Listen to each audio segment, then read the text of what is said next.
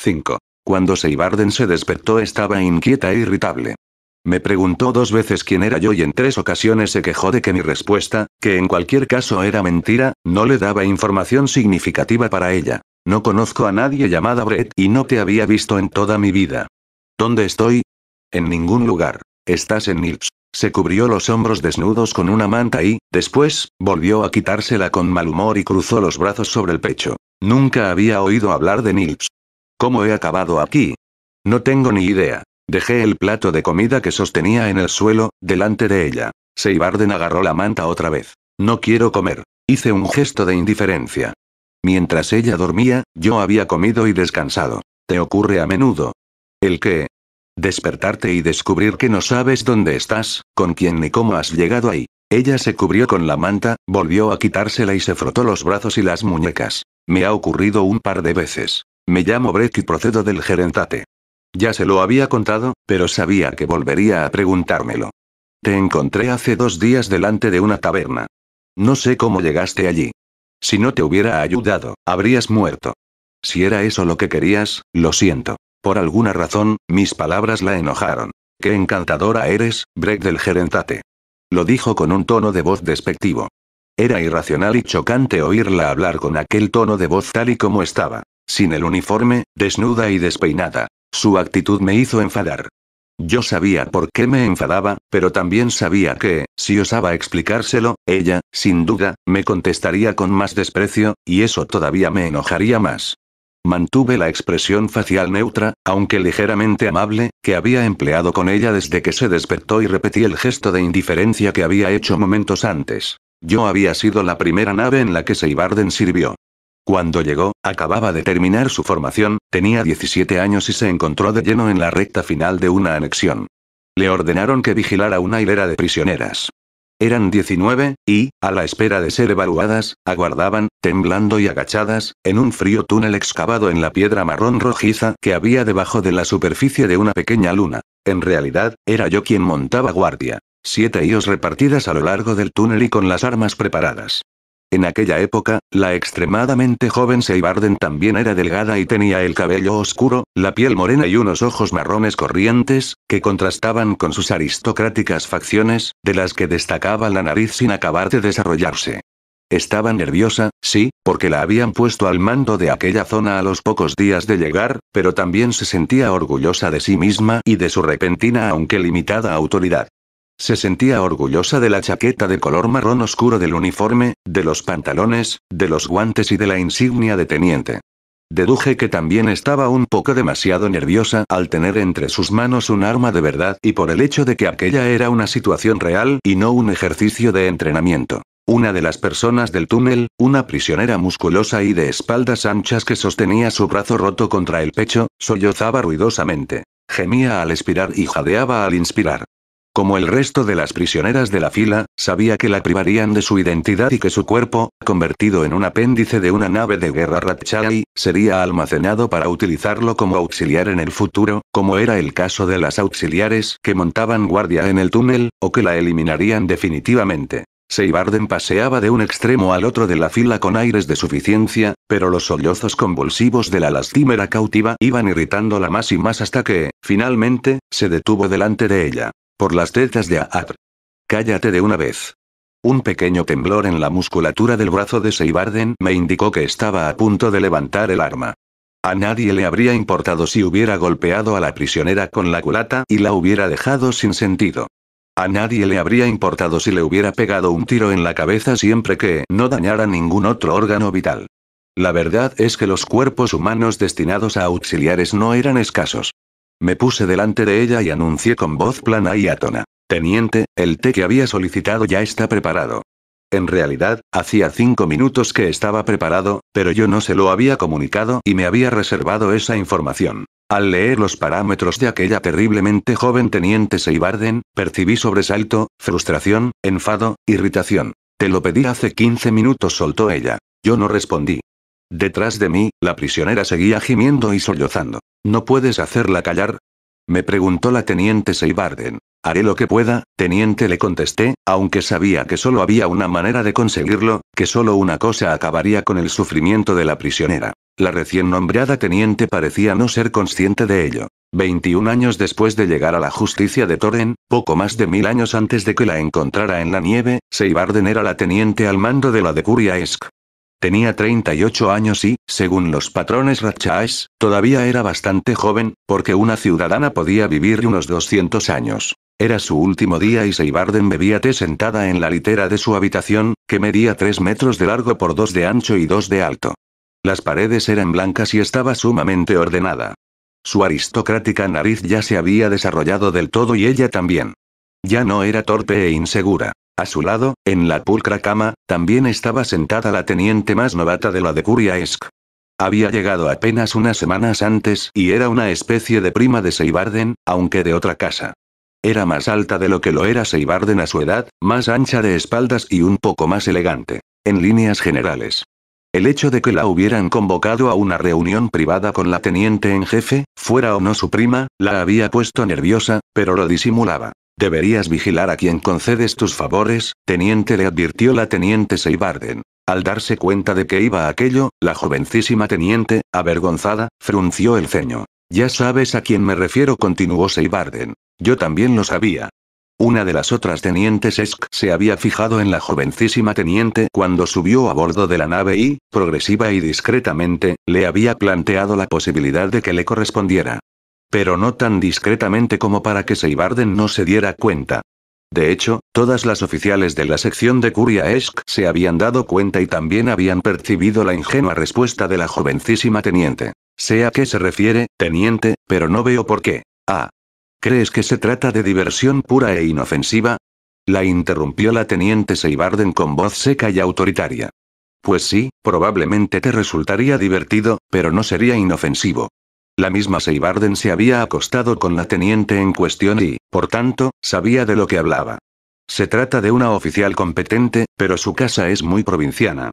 Si no fuera de un rango superior al tuyo, no habría ningún problema. La casa de la joven teniente no era, ni mucho menos, provinciana y, aunque era muy ingenua, supo enseguida a qué se refería Seivarden.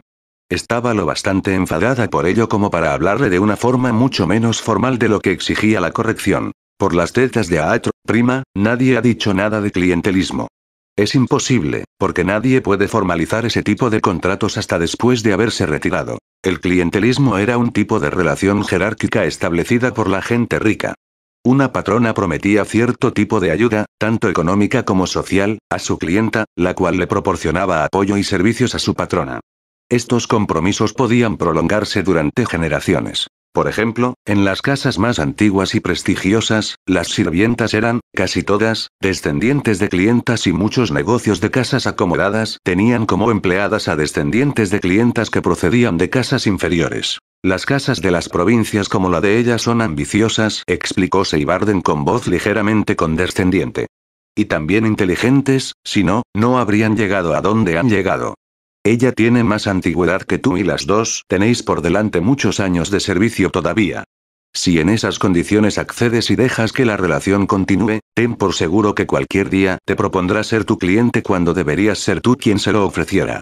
No creo que tu madre te agradeciera que expusieras vuestra casa a semejante insulto. La teniente se puso roja de rabia y decepción, porque el brillo de su primer romance como adulta se había esfumado de golpe y se había convertido en algo sórdido y calculado. Seivarden se inclinó hacia adelante y alargó el brazo para tomar su taza de té, pero se detuvo y, de repente, se molestó.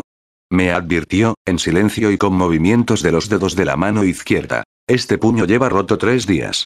Yo le contesté directamente en el oído. Lo siento, teniente. Debería haberme ofrecido a coserlo de inmediato y haber ordenado a un segmento de escuna que se llevara la controvertida camisa. De hecho, debería haberlo cosido 3 días antes. Y tampoco debería haber vestido a la teniente Seivarden con aquella camisa aquel día. Se produjo un silencio en el pequeño compartimento. La joven teniente seguía frustrada e inquieta. Al oído le dije a Seivarden: teniente, la comandante de la Decuria la recibirá tan pronto como usted pueda. Yo sabía que su ascenso era inminente e incluso había experimentado una satisfacción mezquina al saber que, aunque me ordenara que le arreglara la camisa en aquel momento, no tendría tiempo de hacerlo.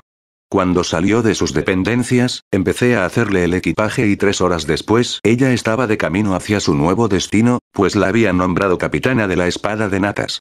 Yo no me sentí especialmente apenada por su partida. Se trata de detalles sin importancia. No fue culpa de Seibarden reaccionar mal en una situación que pocas personas de 17 años habrían sabido manejar con aplomo, si es que alguien habría sabido hacerlo. No era de extrañar que fuera tan petulante dada la educación que había recibido.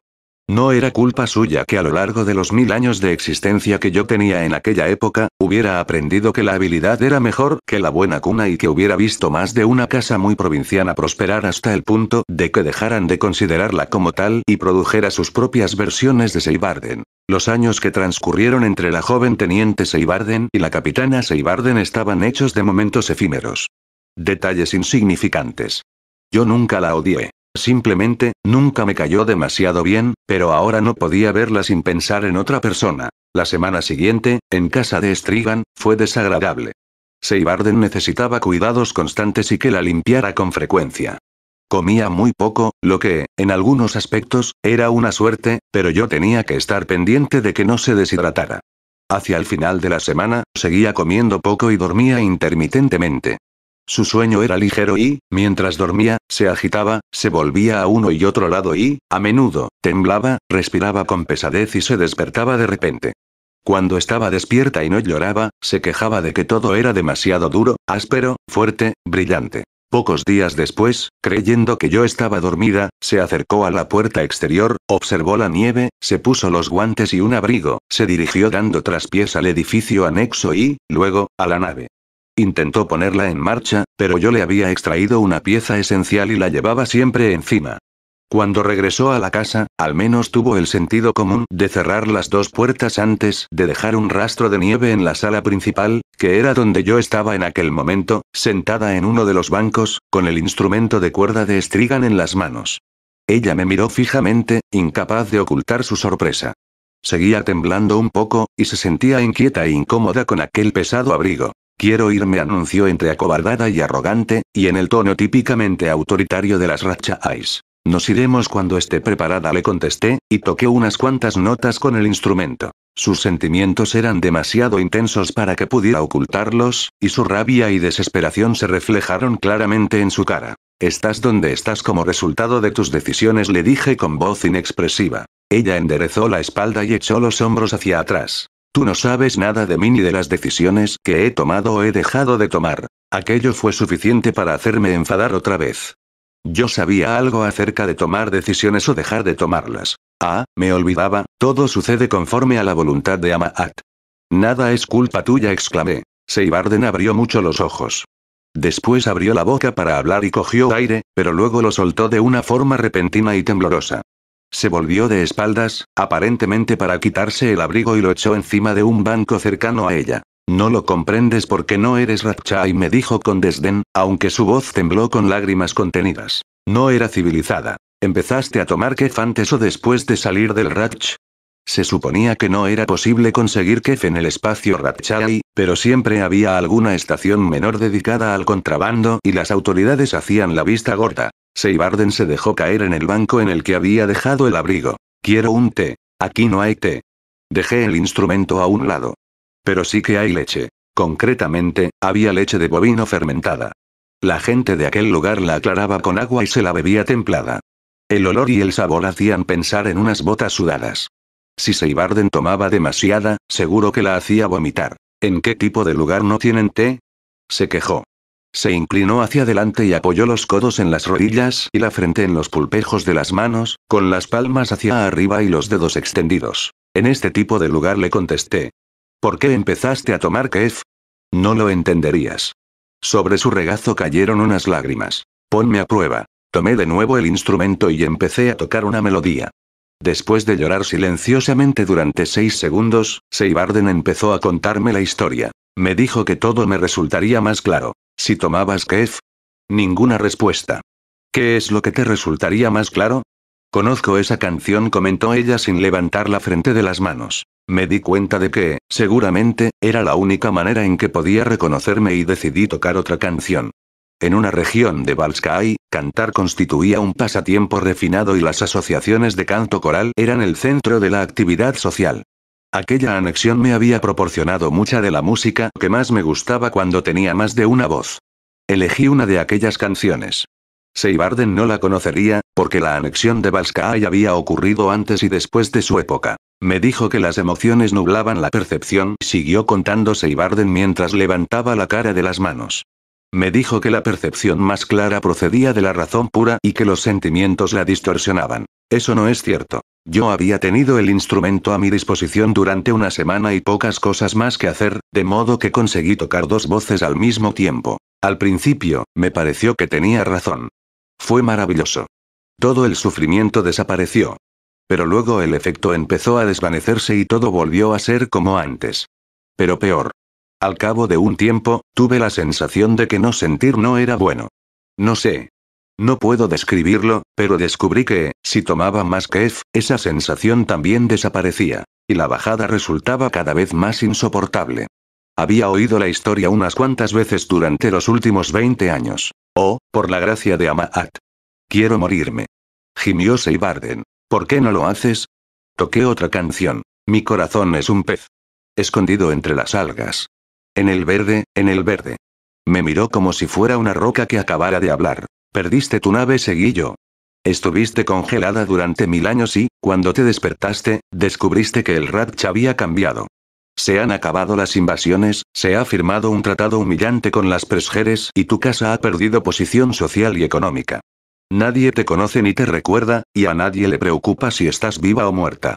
No estabas acostumbrada a nada de eso y no esperabas que tu vida acabara así, ¿no es cierto? Transcurrieron 3 segundos antes de que asimilara mis palabras. Tú sabes quién soy. Claro que lo sé. Tú me lo contaste, le mentí yo. Parpadeó. Tenía los ojos llorosos y supuse que intentaba recordar si me lo había contado o no, pero sus recuerdos eran, por supuesto, incompletos. Será mejor que te acuestes, le aconsejé, y posé los dedos en las cuerdas para silenciarlas. Quiero irme, protestó ella sin moverse. Todavía estaba sentada en el banco, con los codos apoyados en las rodillas y en actitud abatida. ¿Por qué no puedo irme? Tengo negocios aquí, le contesté. Hizo una mueca de mofa con la boca.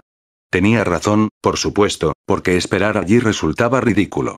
Después de tantos años y de tanta planificación y esfuerzos, había fracasado. De momento. Vuelve a la cama. La cama era el camastro que yo había montado con cojines y mantas junto al banco en el que ella estaba sentada. Me miró, todavía con una expresión burlona y despectiva en la cara, se deslizó hasta el camastro y se tapó con una manta. Yo estaba convencida de que le costaría dormirse. Intentaría pensar en cómo podía irse de allí, en cómo podía reducirme o convencerme para que hiciera lo que ella quería. Pero, como es lógico, ningún plan que elaborara le serviría de nada hasta que supiera qué quería hacer realmente, pero eso no se lo dije. Al cabo de una hora, sus músculos se relajaron y su respiración se volvió más lenta. Si todavía fuera mi teniente, habría sabido con certeza en qué momento se había dormido, en qué fase del sueño estaba y si estaba o no soñando. Pero ahora solo podía percibir los signos externos. Me senté en el suelo con cautela, me recliné en otro banco y me tapé las piernas con una manta. Como había hecho todas las veces que había dormido en aquel lugar, me desabroché el abrigo interior, apoyé una mano en el arma, me puse cómoda y cerré los ojos. 2 horas más tarde me despertó un leve sonido. Me quedé quieta, sin separar la mano del arma. El sonido se repitió, esta vez ligeramente más fuerte. La segunda puerta se cerró. Abrí los ojos apenas una rendija. Seibarden estaba demasiado quieta en su camastro y deduje que también había oído el ruido. A través de las pestañas, vi a una persona vestida con ropa de exterior. Debía de medir casi 2 metros de altura. Parecía delgada, quitando el volumen de los 2 abrigos, y tenía la piel de un color gris hierro. Cuando se echó para atrás la capucha, vi que el cabello era de ese mismo tono de gris. Sin duda, no se trataba de una nilterana. Nos observó a mí y a Seibarden durante 7 segundos y se acercó silenciosamente a mí. Se inclinó y tiró de mi bolsa con una mano. En la otra sostenía un arma con la que me apuntaba a pesar de que no parecía haberse dado cuenta de que yo estaba despierta. Intentó abrir la cerradura de la bolsa sin éxito durante unos segundos. Luego sacó una herramienta del bolsillo y la utilizó para abrirla. Lo consiguió algo más deprisa de lo que yo esperaba. Seguía apuntándome con el arma y, de vez en cuando, lanzaba una mirada a Seibarden, que seguía inmóvil. Vació la bolsa. Mudas de ropa. Munición, pero ningún arma, lo que debió de indicarle o le hizo sospechar que yo tenía un arma. 3 paquetes de raciones concentradas de comida envueltos en papel de aluminio. Utensilios para comer y una botella de agua. Le intrigó un disco de oro de 5 centímetros de diámetro y 1,5 de grosor. Lo examinó con el ceño fruncido y lo dejó a un lado. Abrió una caja en cuyo interior encontró dinero. Cuando se dio cuenta de cuánto había, resopló y me miró. Yo no me moví. No sé qué esperaba encontrar, pero, fuera lo que fuera, parecía que no lo había encontrado. Tomó el disco que le intrigaba y se sentó en un banco desde el que tenía una visión directa tanto de mí como de Seibarden. Le dio la vuelta al disco y encontró el sensor que lo accionaba. Los laterales del disco se desplegaron y se abrieron como una flor. El disco proyectó un icono que consistía en la imagen de una persona prácticamente desnuda, salvo por unos pantalones cortos y unas flores diminutas elaboradas con joyas y esmalte. La imagen sonreía con serenidad. Tenía 4 brazos. Uno estaba cubierto con una coraza cilíndrica, en una mano sostenía una pelota, en otra sostenía un cuchillo y en la cuarta, una cabeza cortada de la que goteaba sangre salpicada de joyas hasta sus pies desnudos. La cabeza esbozaba la misma sonrisa de calma angelical que la imagen. Strigan, porque tenía que tratarse de Strigan, frunció el ceño. El icono le había sorprendido y había despertado su curiosidad todavía más. Abrí los ojos y ella asió el arma con más firmeza. Ahora que tenía los ojos bien abiertos y podía volver la cabeza hacia ella, escudriñé atentamente el arma. Alargó la mano en la que sostenía el icono y arqueó una ceja grisácea. ¿Es familia tuya?, me preguntó en Ratchai. No exactamente, respondí en su idioma con expresión neutra y amable. Tras un largo silencio, dijo. Cuando llegaste, creí saber lo que eras. Afortunadamente, había cambiado al idioma que yo había utilizado. Creí saber a qué habías venido, pero ahora tengo mis dudas. Lanzó una ojeada a Seibarden, a quien parecía que nuestra charla no había despertado. Creo que sé quién es él, pero ¿quién eres tú? ¿Qué eres tú? Y no me digas que Breck del Gerentate. Tú eres tan Ratchai como él. Realizó un leve gesto en dirección a Seibarden con el codo. He venido para comprar una cosa, le expliqué, dispuesta a dejar de mirar fijamente el arma con la que me apuntaba. Él es un imprevisto. Como no estábamos hablando en Ratchai, tenía que tener en cuenta el género, ya que en el idioma de Strigan se diferenciaba. Al mismo tiempo, la sociedad en la que vivía creía que el sexo de las personas no tenía importancia. Los hombres y las mujeres se vestían, hablaban y actuaban indistintamente. Aún así, ninguna de las personas que había conocido en aquella sociedad había titubeado nunca ni se había equivocado al referirse al sexo de una de sus congéneres, pero todas se sentían ofendidas cuando yo titubeaba o me equivocaba. No había conseguido pillarle el truco. Había estado en el apartamento de Strigan y había visto sus pertenencias, pero, aún así, no estaba segura de qué género utilizar al hablar de ella. ¿Un imprevisto?, preguntó Strigan con incredulidad. No podía culparla. Yo tampoco me habría creído, pero era la verdad. Strigan no dijo nada más. Probablemente era consciente de que, si yo era lo que ella temía que era, hablar demasiado constituía una locura. Una coincidencia, puntualicé. Al menos en aquella ocasión me alegré de que no estuviéramos hablando en Ratchai, porque en ese idioma la palabra coincidencia implicaba que era algo relevante. Cuando lo encontré, estaba inconsciente. Si lo hubiera dejado donde estaba, habría muerto. Por la mirada que me lanzó, tampoco se creyó mi explicación. ¿Qué hace usted aquí?, le pregunté. Ella soltó una risa breve y amarga, pero no pude deducir si se reía porque yo había utilizado el género equivocado o por alguna otra razón. Creo que soy yo quien debería preguntártelo. Al menos no me había corregido la gramática. He venido para hablar con usted. Para comprar algo. Seibarden se encontraba mal y usted no estaba, pero, por supuesto, le pagaré lo que hemos comido. Por alguna razón, lo que dije pareció hacerle gracia. ¿Qué haces aquí?, me preguntó. No ha venido nadie conmigo, aclaré contestando a su pregunta no formulada. Salvo él, claro. Señalé a Seibarden con la cabeza. Mi mano seguía apoyada en el arma y, seguramente, Strigan sabía por qué mantenía la mano tan quieta debajo del abrigo. Seibarden seguía fingiendo que estaba dormida. Strigan sacudió la cabeza ligeramente con incredulidad. Habría jurado que eras un soldado cadáver. Se refería a un auxiliar. Cuando llegaste, no tenía ninguna duda de que lo eras. lo que significaba que había permanecido escondida cerca y que había estado vigilando la zona mientras esperaba que nos fuéramos. Debía de confiar mucho en su escondrijo, porque si yo hubiera sido lo que ella temía, quedarse por allí habría constituido una auténtica locura, ya que yo la habría encontrado. Pero cuando viste que no había nadie en la casa, lloraste. Y él se encogió de hombros mientras miraba a Seibarden, que seguía tumbada, inmóvil y desmadejada en el camastro. Incorpórate, ciudadana, le dije a Seibarden en Ratchai. No engañas a nadie. Que te den. Exclamó ella, y se cubrió la cabeza con la manta. Enseguida la apartó de nuevo, se levantó medio tambaleándose, entró en el lavabo y cerró la puerta. Yo volví a centrar la atención en Strigan. ¿El asunto del aerodeslizador de alquiler fue cosa suya?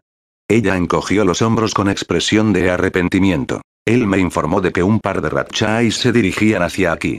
O te subestimó terriblemente o eres incluso más temible de lo que yo creía. La segunda opción haría de mí una persona extremadamente peligrosa. Estoy acostumbrada a que me subestimen.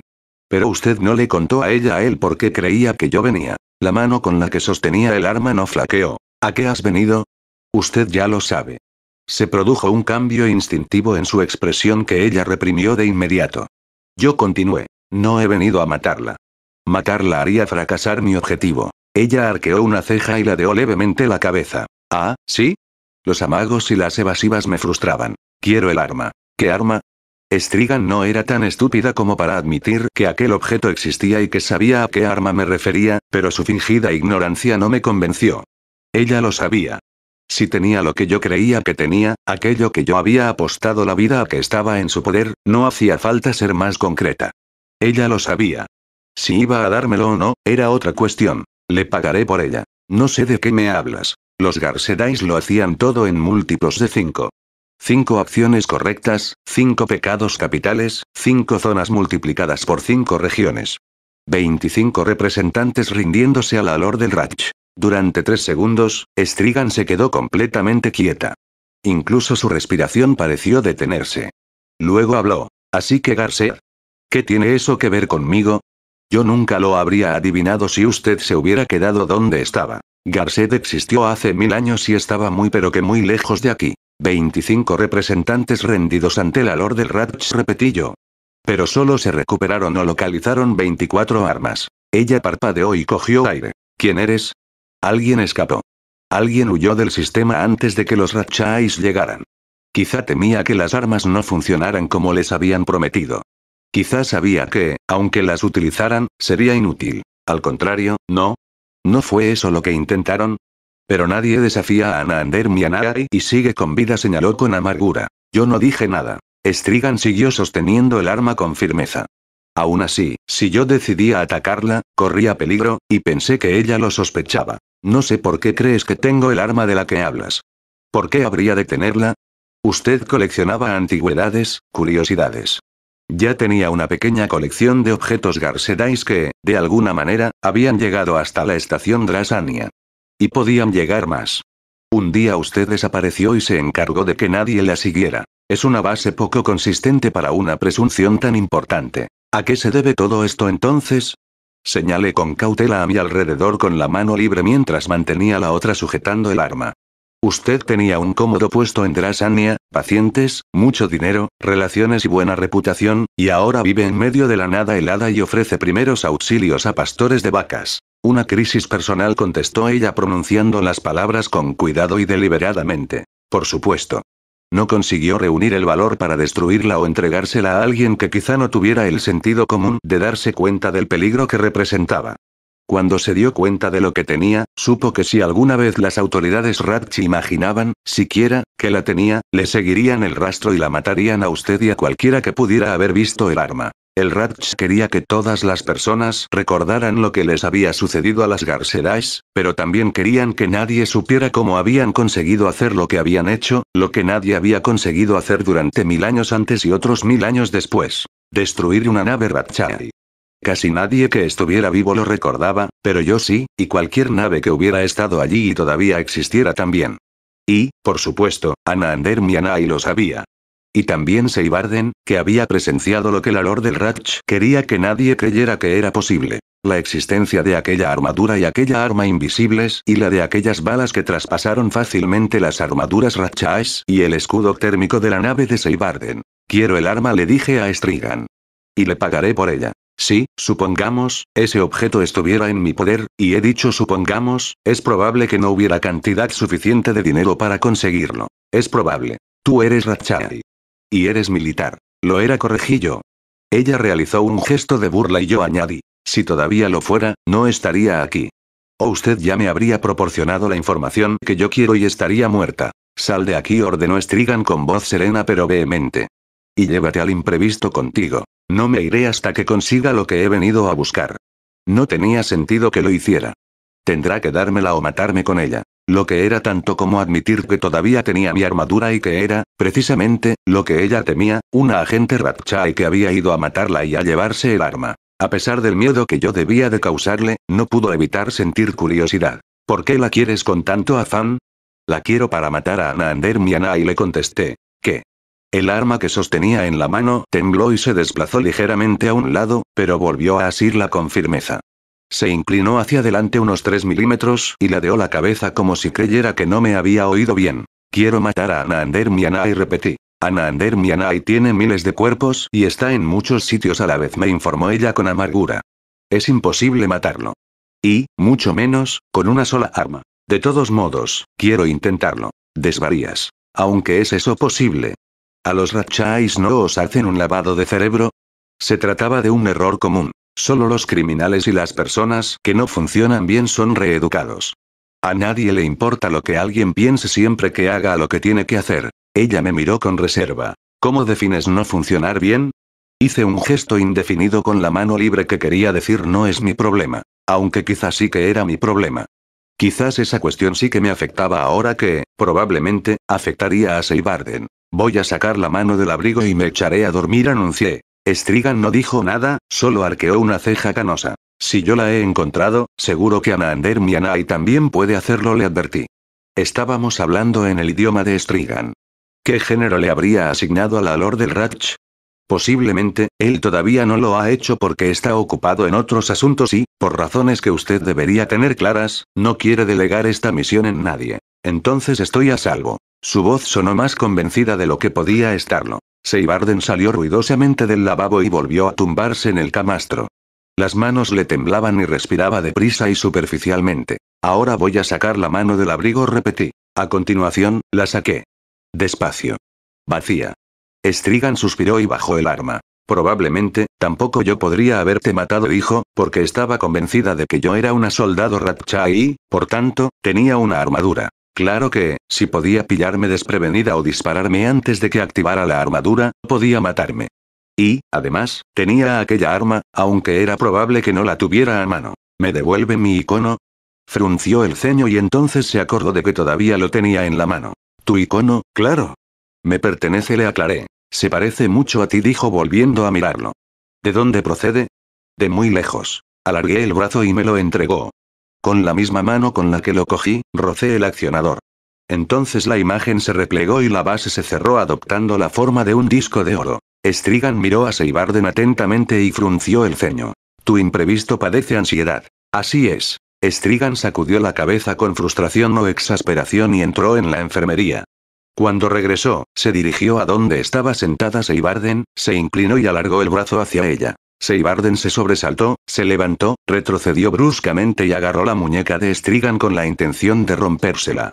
Pero Seibarden ya no era lo que había sido. La vida disipada y, por lo que deduje, la malnutrición, habían hecho mella. Strigan dejó el brazo muerto y, con la otra mano, pegó una lámina en la frente de Seibarden. No siento lástima por ti, le dijo en Ratchai.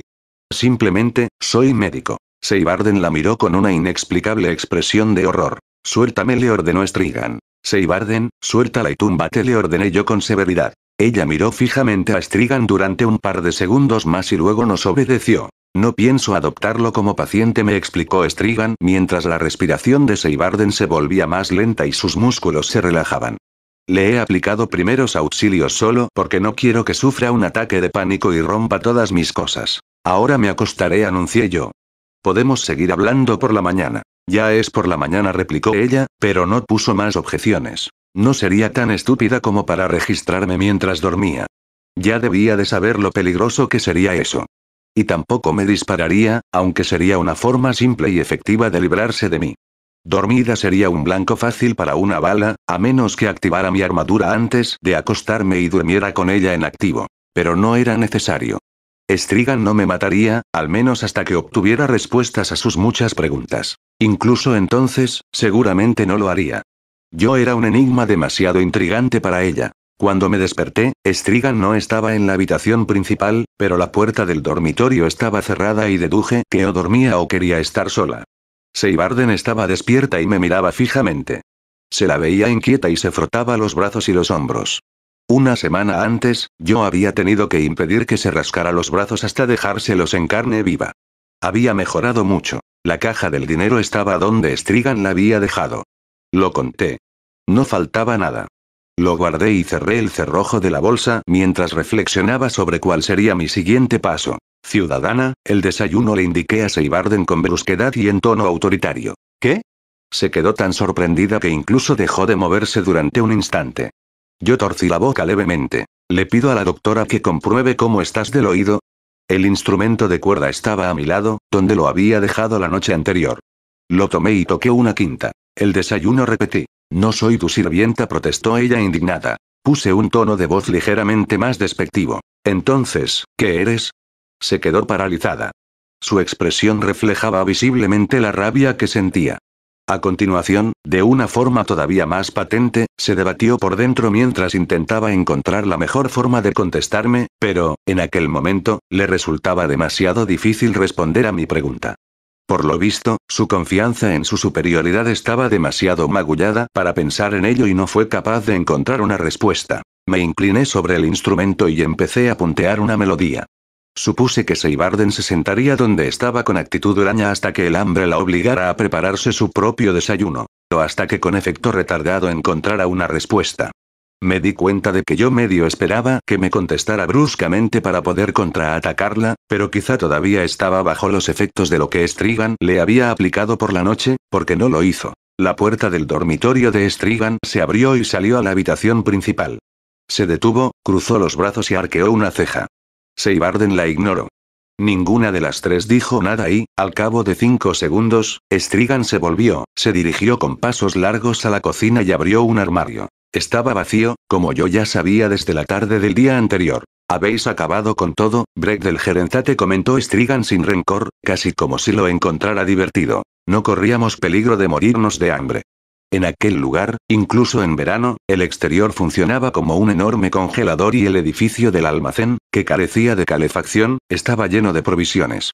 Solo teníamos que ir a buscar lo necesario y descongelarlo. Seibarden, trae algo de comida del cobertizo, le ordené con el tono de voz desdeñoso que le había oído utilizar en otros tiempos. Ella permaneció inmóvil pero, al final, parpadeó y reaccionó. ¿Quién mierda te crees que eres? Vigila esa lengua, ciudadana, le reprendí.